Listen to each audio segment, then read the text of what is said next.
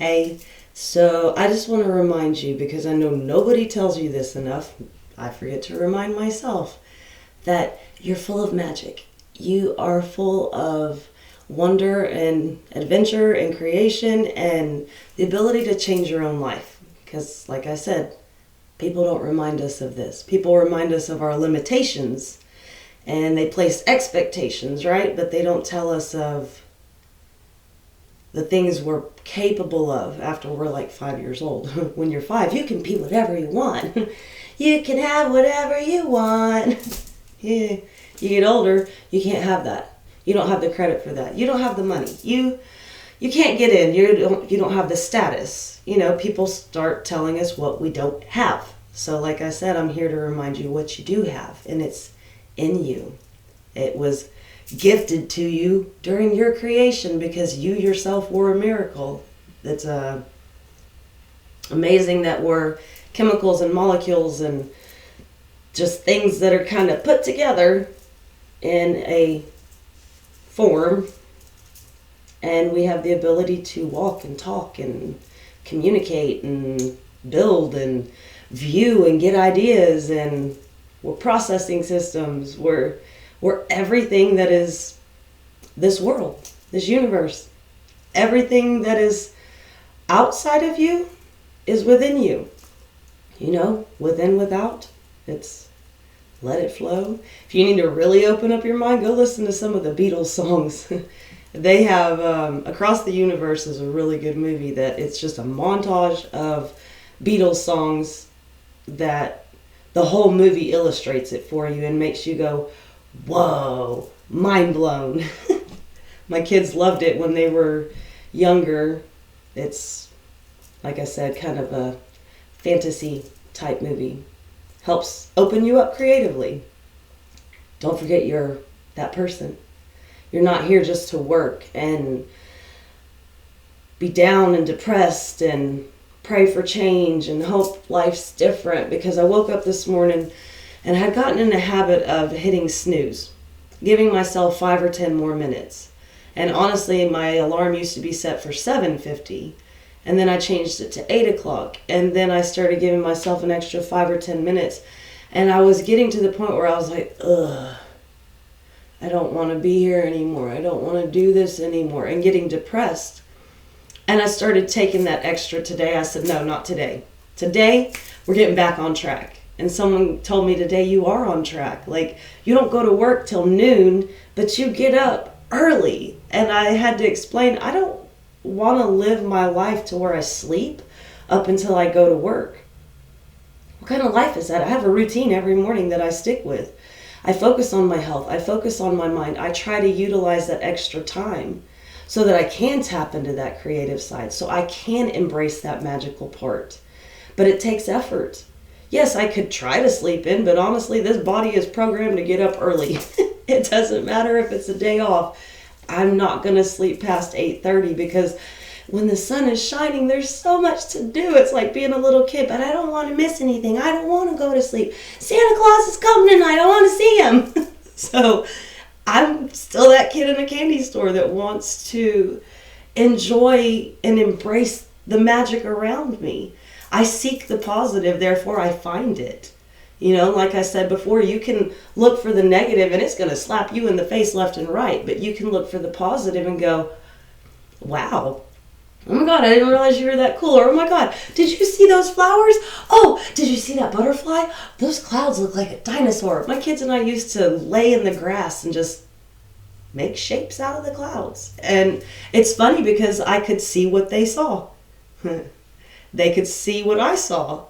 And we were viewing the world through each other's imaginations.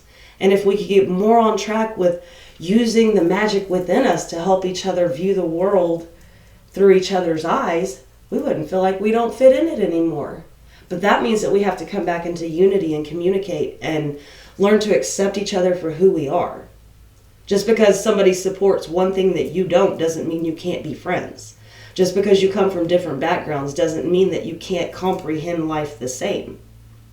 Yesterday was one of those days where I was just like, rah! You saw it in the video I made. And at some point it was crazy because I was translating English to English for my boss and a coworker, and I was like, oh my God, I don't see how y'all aren't getting it right now. And he said something, and I said, well, you mean each one? And he goes, yeah, that's what I meant. I said, that's not what you said. And he goes, well, that's what I meant. I said, no, you have to say what you mean.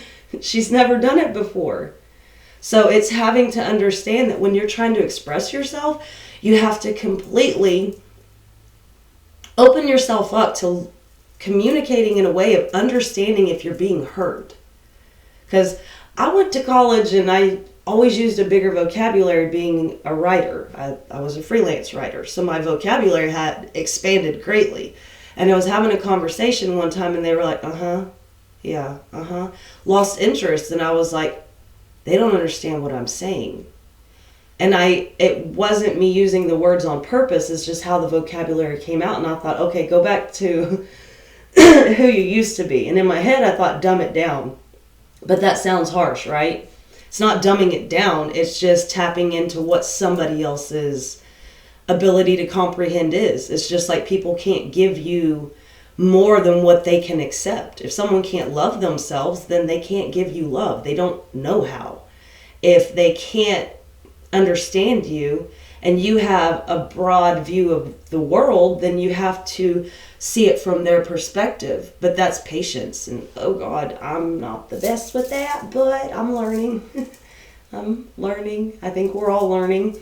As you grow, there's things that you realize that you have to give into, surrender to, right?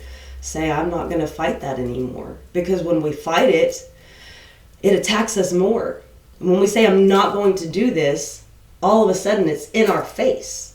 You know, I was listening to Abraham Hicks one time and she was talking about when you want to, I think it was Abraham Hicks, could have been Eckhart Tolle. It was a spiritual guru. But they had said that whenever you're trying to stop doing something, that's when you open the door, and when you speak it out loud, that's when it's like you're tested continuously. We'll put it in a spiritual or a Christian sense that the devil comes, really?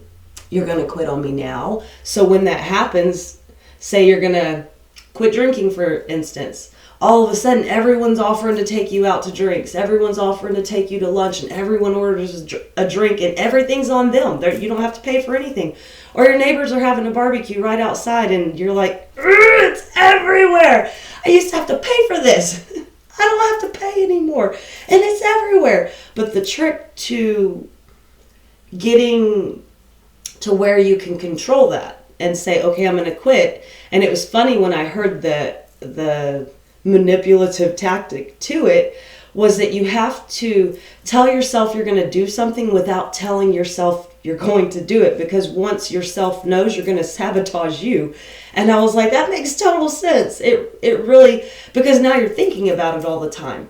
But if you unconsciously do something in a conscious manner, and I know it sounds very complicated, then that's where you begin to shift from it's all in your face to now you're making progress. It was hard for me to comprehend, and I'm just now having to try to put this into practice again. I had to start telling myself certain reasons of why I wanted to do something rather than I'm going to do this. Because it's just like when we tell each other, no, don't do that. It doesn't matter if you're a child or an adult, right? You get to the point where don't tell me what to do. You ain't my mama, you ain't my daddy, you ain't my boss. You can't tell me how to live my life. Attitude pops out, ego pops up, and them's fighting words to where you get to the point where you feel like you have no control over your own choices, actions in life. So when you get to that point, that's when you gonna fight or you're gonna flee. Fight or flight. That's your body. Those are systems that happen when you feel uncomfortable. So when that happens, also you breathe and you can bring that down. You can actually get yourself to calm down. And it's breathe in for 10 seconds.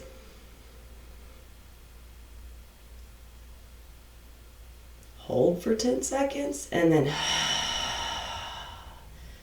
let go for 10 seconds. And if you actually try that, you'll feel the release of neurotoxins, that you'll feel a rush come over your body that just calmed you. And if you don't believe me, try it, because I just felt it when I did it.